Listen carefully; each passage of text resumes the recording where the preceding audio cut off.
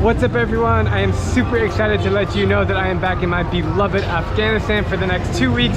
Ever since I left here about 1.5 years ago, something's been pulling me to come back, and I think you can see why. So, because it's one of the only countries open at the moment, I took a shot in the dark to get the visa in Istanbul, and it was a pretty crazy experience. So I'm here in Istanbul applying for the Afghanistan visa, and they're so amazing, they're so accommodating and so helpful, bringing me tea. I promise you, I will make the best stories in Afghanistan, and you will be so happy. Please visit Mr. Jahed's village. As I told you, you have to visit my place as well. Thanks again. Thanks We will be in touch. Absolutely. Holy crap, I'm just now leaving the Afghanistan embassy and I got the visa within 2 hours. Of all the visas I've had to apply for, this was the best experience because the ambassador, he recognized me and he loved my videos and he really wanted me to go back, and he said he could expedite it, and he got me the visa within 1 hour. I paid 130 bucks. And then I told him I had to go to get lunch, and then he was like, no, I got lunch for you, stay with me and eat. It just reminded me how incredible the people of Afghanistan are, and I'm like jumping up and down for joy that I have the freaking Afghanistan visa in my passport right now. Man, I got all those nerves, you know, the tingly sensations. Just going back to Afghanistan. What a place, and just hope I'm gonna make it out alive and safe, and hope I'm gonna get all those stories that I'm aiming and aspiring to get. So here we go. Good, nice to see you, man. Where are you from? Yemen. You're from Yemen? Yeah.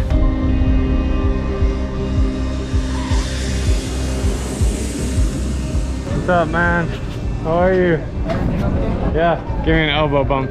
Yeah. How you doing, man? Very good, very good. Dude. Give me the back. Oh, it's fine, it's fine. Yeah?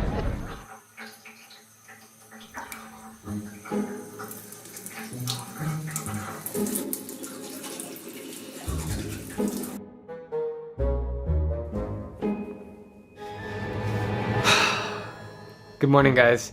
You might be wondering, why did I come back to Afghanistan? And the honest truth is, because I'm hungry for more. You see, Afghanistan is like the climax of travel. As someone who's going to every country in the world, there are very few that leave a lasting impression on me, and Afghanistan is one of them. It's a country that I've constantly been thinking about since the moment I left. It's a place filled with beauty, filled with charm, delicious food, incredible people, and it's also challenging. It pushes me out of my comfort zone. It takes me to places that I never dreamed that I would ever visit, but that's all part of the story of Afghanistan, and my goal here is to show you a different side than what the media shows you. When you turn on the TV, when you read an article online and you hear the word Afghanistan in it, it's never going to be positive, almost never. So I feel like it's my duty to come here and tell you guys stories of what's really happening with the 30 million people that are living here, that have to go to school every day, that have to make money to survive, that need to eat when they're hungry and need to go shopping in the markets. There's still an incredible life here happening, and I want to show you that incredible life. So even though I've been to Kabul before and I made some stories here which I hope you guys have already seen before, but in today's video I'm going to be visiting new areas of the city and documenting everything as I go with my GoPro. You guys ready for this? I'm super pumped. Welcome to Afghanistan. Thank you, bro.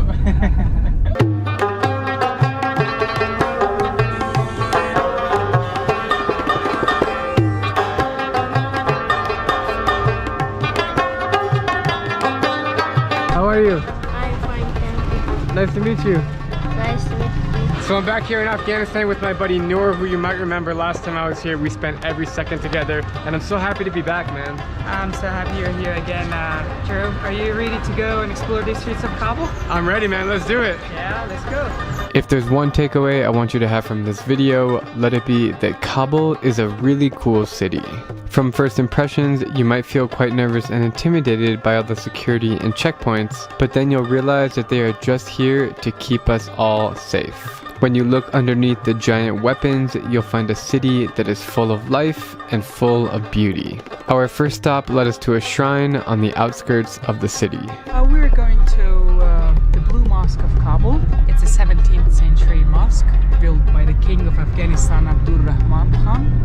But unfortunately, this mosque was severely destroyed and ruined during the civil wars of Afghanistan. This mountain that we have in front of us, this was the front line between two parties. It was during the 1992 till 1995. I forgot how beautiful the city is when you're looking out the window. It's really special, man. So we're just now pulling up to the Blue Mosque. It is stunning. It's just this little guy. It reminds me a lot of Central Asia, so Tajikistan, Uzbekistan, Kazakhstan, like the kind of architecture, the style of the mosque with the blue tiles and the different rectangles and stuff. And as Noor tells me, it's the same empire. Yeah, same empire, So- 15th century. Yeah, so it makes perfect sense why it looks like those. After getting my fix of mind-blowing architecture, it was time to hit the bustling streets of Kabul, and oh my god, I just about forgot how bustling they are. Just riding around in the back of the car and gazing out the window is one of my very top recommendations for things to do in Kabul. It's almost as if the entire city is one giant marketplace, and it was time to wander around this never-ending bazaar.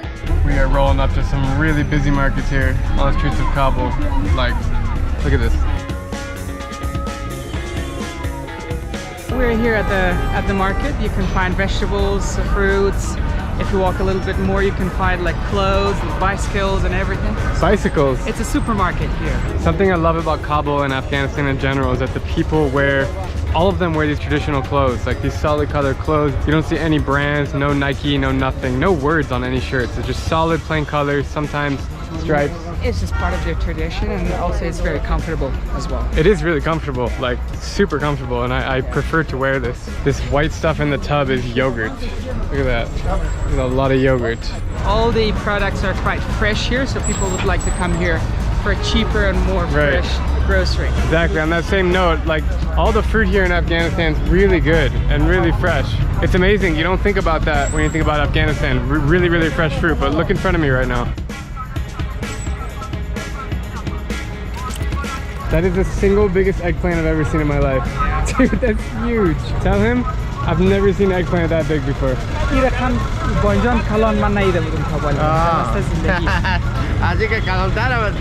have bigger than that. Really? Yeah. Really? Tashakur. Good man. Okay, so every fruit looks really good, but I'm most interested to try the bananas because I love bananas. Oops. So let's go for these. It's so freaking loud over here. There's generators everywhere, honking horns. Not ideal to shoot, but we'll make it happen. So the banana here, we call it the dotted banana. Like it means it's very ripe and it's very sweet. All right, let's give it a try. The cute little one. Yep. Just what I wanted. Super sweet, super tasty. Look how fresh that is. Those bananas were only the beginning of my appetite. It was time to devour one of my favorite Afghan dishes. We're getting a little breakfast / lunch here. What are we gonna get, Noor? Bolani. Bolani. That's your favorite food? Yeah, this is my favorite food in Afghanistan, so Noor took me back. Bolani is a kind of stuffed flatbread, and it's a very popular street food all across Afghanistan. It has an extra thin crust that is filled with fresh ingredients like potatoes, lentils, or leeks, and then fried until it's dripping in juices. It's really a must try in Afghanistan. Wow, that's a lot. You have to help me out on that. This is the mixed vegetables. Wow. And this is It's called dul. yeah. It's a kind of yogurt drink. In Turkey, they call this ayran. Have you heard about it?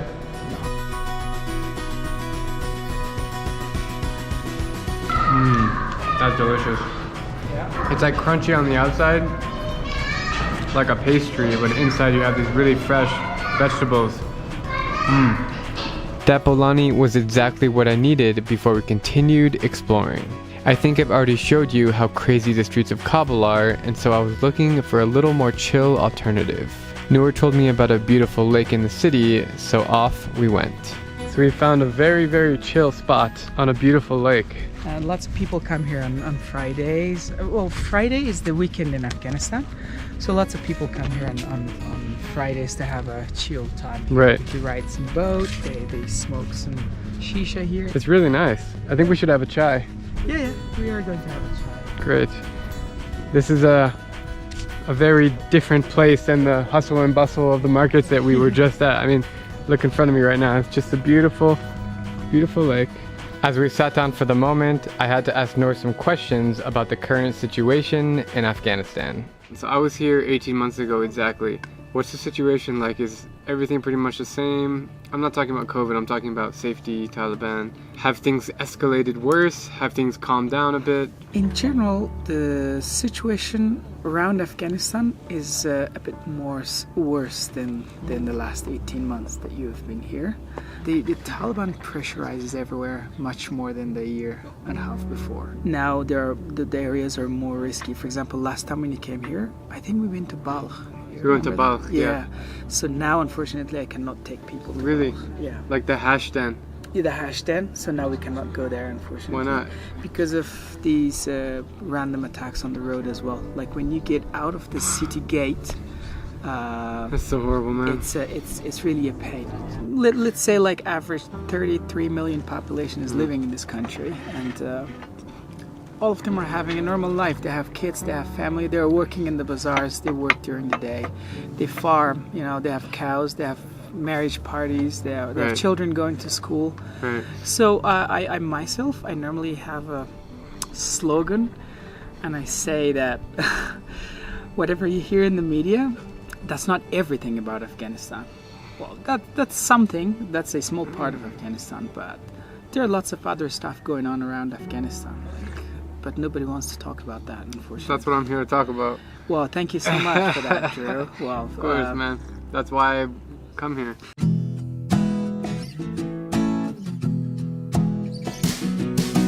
To end this amazing first day back in Afghanistan's capital, I somehow ended up at an old man's house to get my portrait taken on a 100-year-old box camera.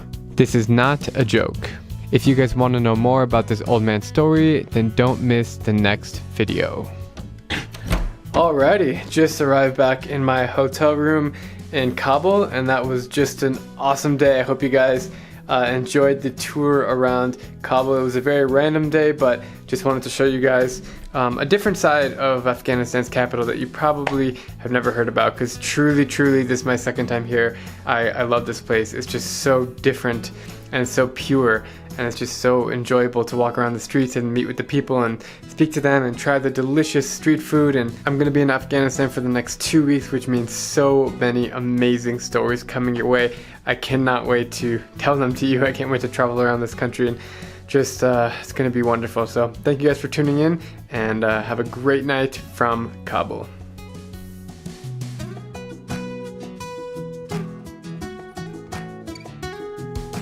Just, you know, Persian. Salam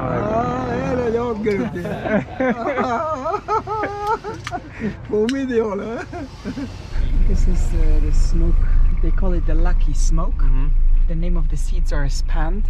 Espandos are grown like Oh, it's strong. automatically in the deserts of Afghanistan, and these people do this in order to disinfect the car, the house, their body, their shop, and they bring that it's kind of be blessed if you do this. Wow. That's crazy. It has a very distinct smell. I don't really think it smells good, do you? But people really like this smoke. Do you believe that? It might smell crazy to you, but people really like this smoke here. It doesn't smell like clean or anything, but it grows in the desert, you said? Yeah, it grows automatically in the deserts of Afghanistan by itself. I somehow feel blessed when they put it on me. It's like holy smoke. Yeah. I have one thing to say to every person of the world, that is, don't think no bad thing about people of Afghanistan if someone are or is in Afghanistan that do some unhuman things in our country. But we have hope, we have energy, we have so talent in Afghanistan, and we're gonna make our country to a better situation. I'm Drew Binsky, and if you like my travel videos, please click subscribe and ring that little bell so you can get notified on all my upcoming videos as I take you to every single country in the world.